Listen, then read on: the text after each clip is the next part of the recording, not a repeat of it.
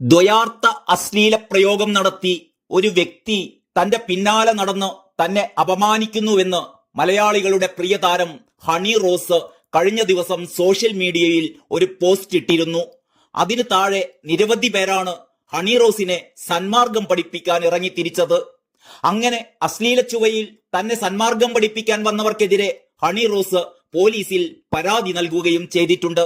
ഇതിനെ തുടർന്ന് സോഷ്യൽ മീഡിയയിൽ ഹണി റോസിനെ അനുകൂലിച്ചും അവഹേളിച്ചും പോസ്റ്റുകൾ വന്നു നിറയുകയാണ്. അതിലൊരു പോസ്റ്റ് ആദ്യം തന്നെ വായിക്കട്ടെ. അതിങ്ങനെയാണ്: ഞാൻ ഈ പറയുന്നതിൽ ആരൊക്കെ എന്തു തന്നെ വിചാരിച്ചാലും അത് ഞാൻ കാര്യമാക്കുന്നില്ല, പറഞ്ഞു തന്നെ പോകും.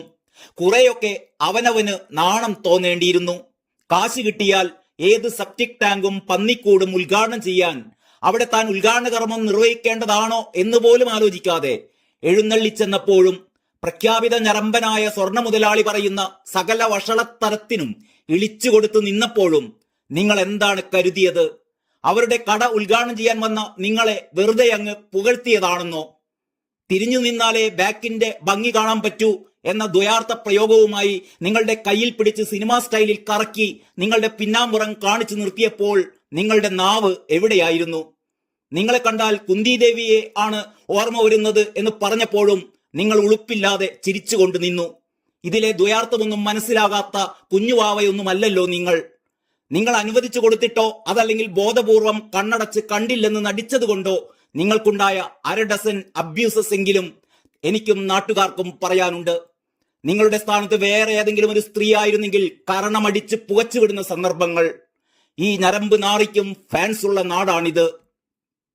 ഇങ്ങനെ പോകുന്നു ആ പോസ്റ്റ്. ശരിക്കും ഹണി റോസ് ചെരിപ്പൂരിയെടുത്ത് പലരുടെയും കരണം പുകയ്ക്കേണ്ടതായിരുന്നു. പക്ഷേ അവരങ്ങനെ ചെയ്തില്ല.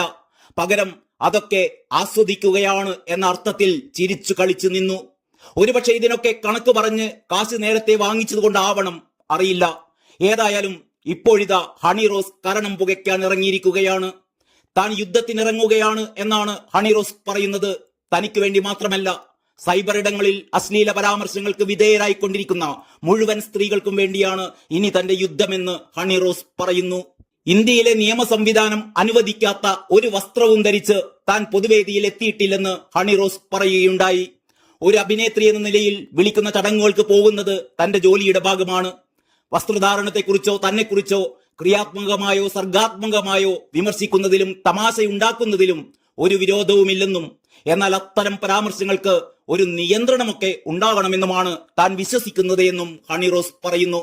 സമൂഹ മാധ്യമത്തിൽ പങ്കുവച്ച പോസ്റ്റിലൂടെയായിരുന്നു ഹണി റോസിന്റെ പ്രതികരണം. ആ പോസ്റ്റ് ഇങ്ങനെയാണ്: ഇന്ത്യയിലെ നിയമ സംവിധാനം അനുവദിക്കാത്ത ഒരു വസ്ത്രവും ധരിച്ച് ഞാൻ ഒരു പൊതുവേദിയിലും എത്തിയിട്ടില്ല. നിങ്ങൾ ഓരോരുത്തരും അവരവരുടെ ചിന്തകൾ അനുസരിച്ച് സ്വയം നിയമ സംഹിതകൾ സൃഷ്ടിക്കുന്നതിൽ ഞാൻ ഉത്തരവാദിയല്ല. ഒരു അഭിനേത്രി എന്ന നിലയിൽ എന്നെ വിളിക്കുന്ന ചടങ്ങുകൾക്ക് പോകുന്നത് എന്റെ ജോലിയുടെ ഭാഗമാണ്. എന്റെ വസ്ത്രധാരണത്തെക്കുറിച്ചോ എന്നെക്കുറിച്ചോ ക്രിയാത്മകമായോ സർഗാത്മകമായോ വിമർശിക്കുന്നതിലും തമാശ ഉണ്ടാക്കുന്നതിലും എനിക്ക് ഒരു വിരോധവുമില്ല, ഒരു പരാതിയുമില്ല. പക്ഷേ അത്തരം പരാമർശങ്ങൾക്ക്, ആംഗ്യങ്ങൾക്ക് ഒരു റീസണബിൾ റെസ്ട്രിക്ഷൻ വരണമെന്ന് ഞാൻ വിശ്വസിക്കുന്നു. ആയതിനാൽ എന്റെ നേരെയുള്ള വിമർശനങ്ങളിൽ അസഭ്യ അശ്ലീല പരാമർശങ്ങൾ ഉണ്ടെങ്കിൽ ഭാരതീയ ന്യായ സംഹിത അനുസരിച്ച് സ്ത്രീക്ക് തരുന്ന എല്ലാ സംരക്ഷണ സാധ്യതകളും പഠിച്ച് ഞാൻ നിങ്ങളുടെ നേരെ വരും. ഒരിക്കൽ കൂടി പറയുന്നു, സമൂഹ മാധ്യമങ്ങളിലെ അസഭ്യ അശ്ലീല ഭാഷാ പണ്ഡിത മാന്യന്മാരെ, നിങ്ങളോട് അതേ അവസ്ഥയിൽ കടന്നുപോകുന്ന എല്ലാ സ്ത്രീകൾക്കും വേണ്ടി ഹണി റോസ് എന്ന ഞാനിതാ യുദ്ധം പ്രഖ്യാപിക്കുന്നു. ഇതായിരുന്നു ഹണി റോസിന്റെ ആ പോസ്റ്റ്. അപ്പോൾ എല്ലാവർക്കും കാര്യം തിരിഞ്ഞല്ലോ. ഹണി റോസ് അവർക്കിഷ്ടമുള്ള വസ്ത്രം ധരിക്കട്ടെ, അവർക്ക് തോന്നുന്ന പരിപാടികളിൽ അവർ പങ്കെടുക്കട്ടെ, അവർക്ക് നേരെ വരുന്ന അസഭ്യങ്ങൾ അവർക്കിഷ്ടമാണെങ്കിൽ അവരത് ആസ്വദിക്കട്ടെ, ഇഷ്ടമല്ലെങ്കിൽ ചെരിപ്പൂരി അടിക്കട്ടെ. അതല്ല, നിയമ സംവിധാനങ്ങളിൽ വിശ്വാസമുണ്ടെങ്കിൽ കേസിന് പോകട്ടെ. അതൊക്കെ ഹണി റോസിന്റെ ഇഷ്ടം. ഹണി റോസിന്റെ ശരീര സൗന്ദര്യം അവരുടെ അസറ്റാണ്. അതുപയോഗിച്ച് അഭിനയിക്കണോ അത് പൊതു ഇടങ്ങളിൽ പ്രദർശിപ്പിക്കണോ എന്നതൊക്കെ അവരുടെ മാത്രം തീരുമാനമാണ്. അത് ആസ്വദിക്കേണ്ടവർക്ക് ആസ്വദിക്കാം. അത് അസഭ്യമാണ് എന്ന് തോന്നുന്നവർ ആ ഭാഗത്തേക്ക് വരാതിരുന്നാൽ മതിയല്ലോ. അതല്ലാതെ അവരെ സൈബർ ഇടങ്ങളിൽ കയറി തെറി വിളിക്കുക എന്ന് പറയുന്നത് നല്ല ചൂടൻ അടി കിട്ടാത്തതിന്റെ കുറവ് തന്നെയാണ്.